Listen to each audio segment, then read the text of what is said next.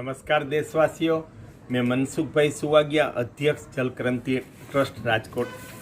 2012 में हमने जो गोवेद लिखा था वो ये गुजराती में था और अब जंगल में नया गोवेद लिखा है। उनमें जो दुधारू गौवंश का हमने भारत के वर्णन किया है वो मैं आपको बताना चाहता हूँ। गाय का 4 वर्गीकरण हमने किया है। एक द्विअर्थी गौवंश जो बहुत अच्छा दूध दैनिक 12 लीटर के ऊपर दूध देता है और उनके बेल भी ताकतवर पानीदार होता है और उनका कद बड़ा होता है। वो दूसरा दुधारू गौवंश जिनके बेल मध्यम होते हैं लेकिन गाय ज्यादा दूध देती है, वो दुधारू गौवंश। तीसरा कामाड़ गौवंश जो उनके बेल बहुत ताकतवर होते हैं लेकिन उनका दूध है वो दैनिक 9 लीटर से कम, 3 से 9 लीटर होता है। उनका तीसरे वर्ग में, कामाड़ वर्ग में समावेश किया। और चौथा छोटे कद का गौवंश जो हमारे हिमालय से लेकर आसाम से पूर्व के 7 राज्य, आंध्र प्रदेश, ऊटी, उनके सब पहाड़, कर्नाटक के और केरला में छोटे कद का गौवंश है। वैसे 55 गौवंश का नाम नए गोवेद में हमने समाविष्ट किया है। फिर भी आज भी जिसकी अभी मैंने खुद ने अपनी आंखों से नहीं देखा है और भारत सरकार ने जिसका रजिस्टर नहीं किया है, ऐसे भी कई 5-10 गौवंश हो सकते हैं, लेकिन भारत में 55 से ज्यादा गौवंश है। उसमें जो दुधारू गौवंश है उसमें सर्वश्रेष्ठ थरपारकर है राजस्थान का। वो शुद्ध नस्ल की गाय दैनिक 12 लीटर से 25 लीटर तक दूध देती है, प्रथम बियात से लेकर आगे के बियात में। और वहाँ उनका फार्म है जैसलमेर के पास, वो भी देखने लायक है। वहाँ मैं गया हूँ। वो बहुत दुधारू है, उनका थन चिपका हुआ है और उनकी क्षमता बहुत है।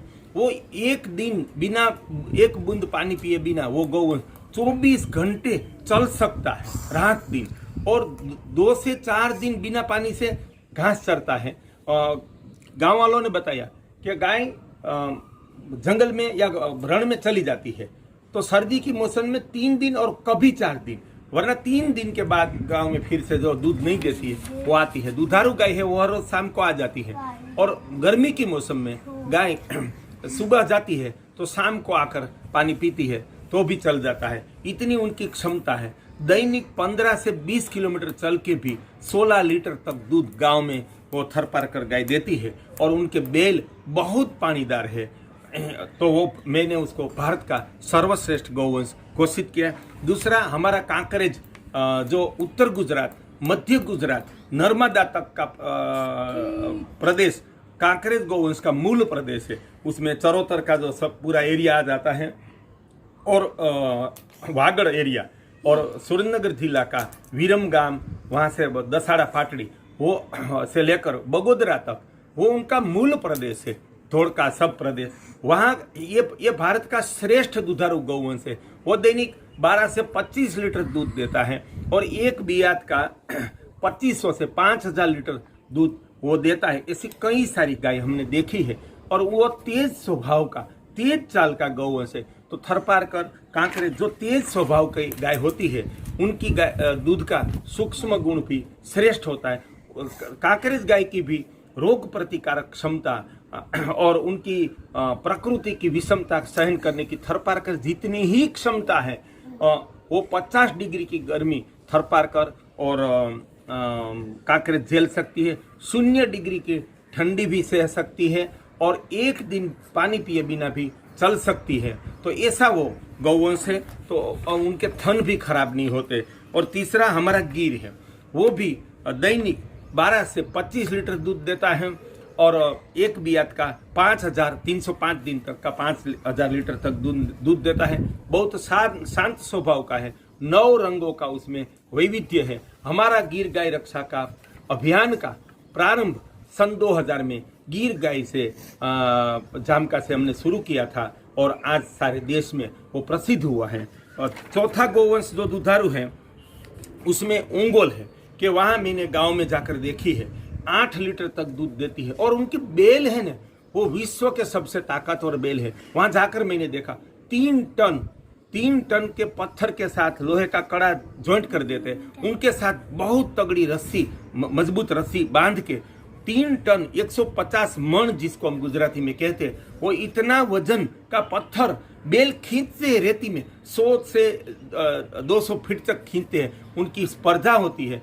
तो भारत में या विश्व में सबसे ताकतवर बैल है तो वो है, और 1000 किलो से भी ज्यादा वजन वहाँ के सांड का, नंदी का और बैलों का मैंने देखा है। तो सबसे मोटे कद का और सबसे ताकतवर बैल देने वाला वो पृथ्वी का ऐश्वर्य समान गौवंश है। उस तरह इसके बाद गंगा तीरी गौवंश, जो कृष्ण भगवान ने जो गाय चराई थी वो गंगा तीरी थी। मथुरा, वृंदावन, द्वारका के प्रदेश का वो गौवंश है और वो दैनिक 18 लीटर तक दूध देता है। अगर संवर्धन किया जाए तो वो 20 तक जाएगा, तो वो पर्याप्त दूध उत्पादन है। मेवाती गौवंश जो राजस्थान के अलवर का है वो भी दुधारू गौवंश है, बहुत अच्छा बेल देता है।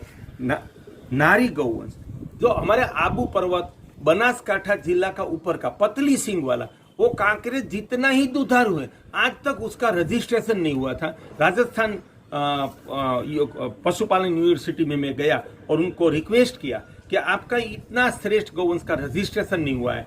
तो तब से उनके गहलोत साहब, अशोक गहलोत कुलपति थे, उन्होंने बोला कि हम कर देंगे। आज उसका रजिस्ट्रेशन हमारे जल क्रांति ट्रस्ट के माध्यम से भारत सरकार में हुआ है, वो हमारा एक इसमें प्रदान है। और वो गौवंश, वो पहाड़ी में चढ़ना, आबू की 0 डिग्री ठंड में 3-3 महीना रहना, वो क्षमता उसमें है। आबू में जितने भी माल सामान सदियों से जाता है वो नारी गौवंश, उनको नायरा बोलते हैं। वो नार को उन सींग से मारता है तो देसी लोग इसको नायरा बोलते थे, हमने उनको नायरा नाम दिया था और भारत सरकार ने उसको नारी गौवंश नाम दिया है।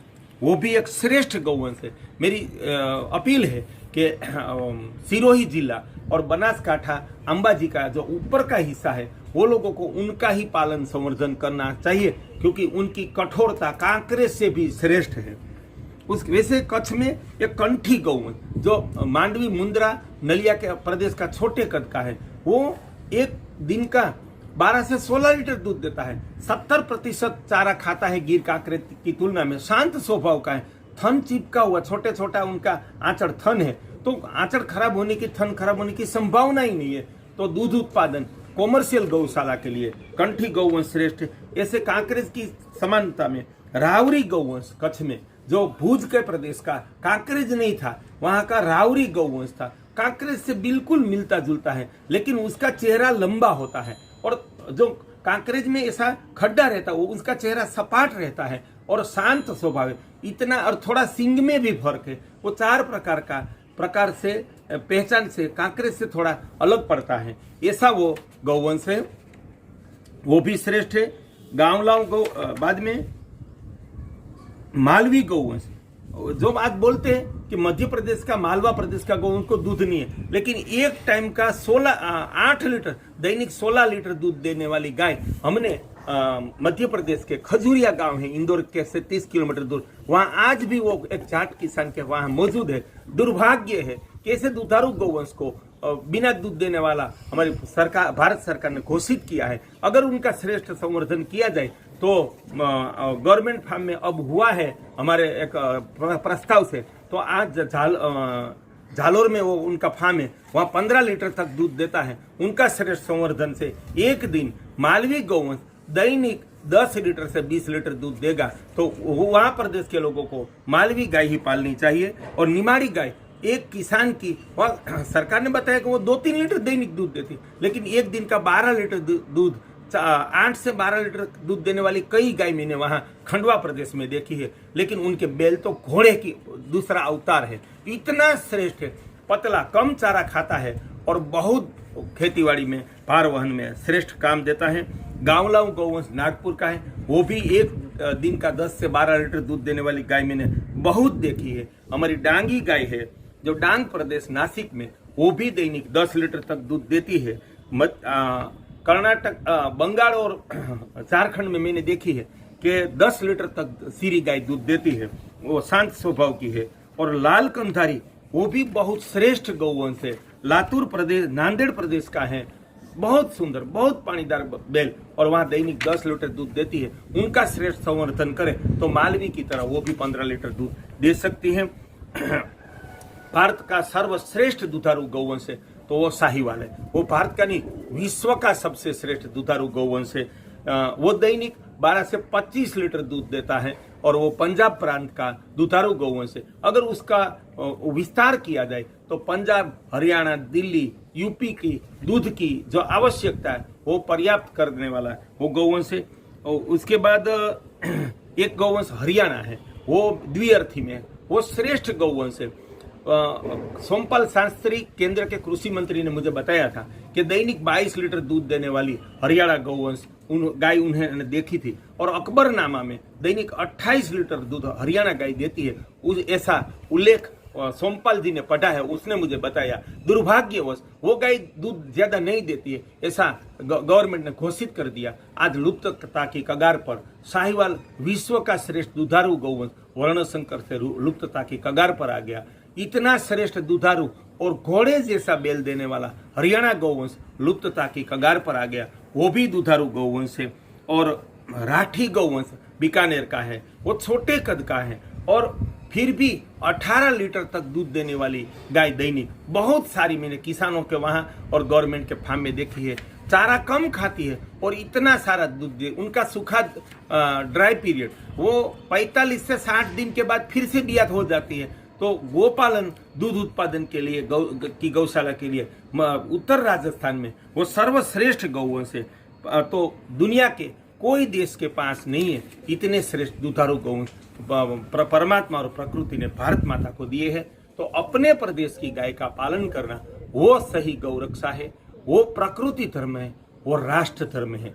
आज हमारे गिर गाय अभियान से सब गिर गाय के पीछे से प्रभावित हुए, वो सद्भाग्य है, हमें आनंद है। लेकिन अपनी गाय भूलकर गिर गाय यहाँ से पंजाब तक ले गए हैं, वो गाय के विनाश का दुष्कृत्य और अज्ञान है। उनमें से प्रसिद्धि के लिए साधुओं ने भी ये गलती की है, वो बिल्कुल सही नहीं है। अपने प्रदेश की गाय पालो, उनका श्रेष्ठतम संवर्धन करो, तो भारत में 15 दुधारू गौवंश परमात्मा ने, प्रकृति ने दिया है, जो विश्व के कोई देश के पास नहीं है। मनसुख भाई सुवागिया, अध्यक्ष जल क्रांति ट्रस्ट।